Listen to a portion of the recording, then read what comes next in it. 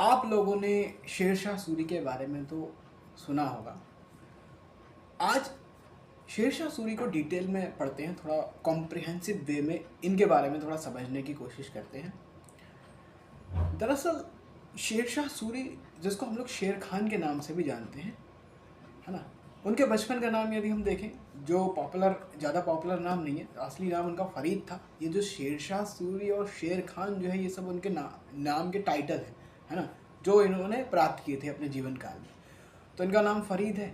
दरअसल शेरशाह सूरी को पढ़ने के लिए हिस्ट्री में एक टॉपिक पढ़ा जाता है, अफ़गान इंटररेग्नम करके। ठीक है, अब अफ़गान इंटररेग्नम मतलब ये समय अंतराल है ना, यानी कि जब आप देखो अफ़गानों का द्वितीय अफ़गान साम्राज्य जब एक बार पुनः स्थापित हो जाता है मुग़ल काल के अंदर, है ना, मुग़ल डायनेस्टी के अंदर, जिसमें आप देख सकते हैं बाबर के बाद हुमायूं। अभी हुमायूं के बाद आने वाला जो पीरियड है, दरअसल हुमायूं की चलो बात कर लेते हैं थोड़ी सी।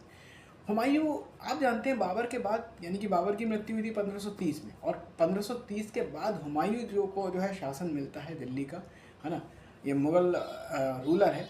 इसके बाद यदि हम देखें हुमायूं को पढ़ने के लिए हम हुमायूं को दो फेज में पढ़ते हैं। पहला, जब 1530 में जब वो उसको शासन मिलता है ना, अगर दिल्ली का, उसके बाद आप देखो कि 10 साल तक तो वो थोड़ा कंसोलिडेट करने की कोशिश करेगा, यानी कि 1530 से लेकर के 1540 तक। यहाँ पे वो थोड़ा इनिशियल उसके कुछ उसके कॉन्फ्लिक्ट होते हैं, फैमिली कॉन्फ्लिक्ट होते हैं, भाइयों के साथ जो कॉन्फ्लिक्ट होता है, ठीक है, इन सब में वो बिजी रहता है। उसके बाद थोड़ा कंसोलिडेशन की बारी आती है ना, कंसोलिडेट करता है।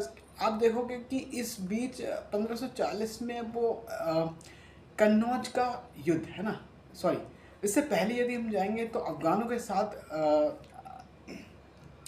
के साथ में हुमायूं का कॉन्फ्लिक्ट होता है, और अफ़गानों के साथ में जब वो चौसा की लड़ाई हार जाता है शेरशाह सूरी से, जिसके बारे में आज हम पढ़ने वाले हैं।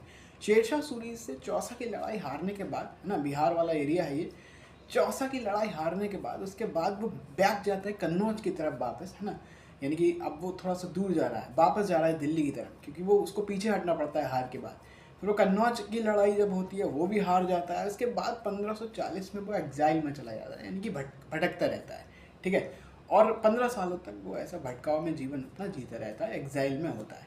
ठीक है, इसके बाद यदि हम देखें 1555 में, है ना, यहाँ पे उसका फिर से कमबैक होता है, एक बार फिर दिल्ली की गद्दी पर वो बैठ जाता है। बट अनफॉर्चुनेटली हमें पता है कि इतिहासकारों के द्वारा कि सीढ़ियों से गिरकर उसकी मृत्यु हो जाती है हुमायूं की।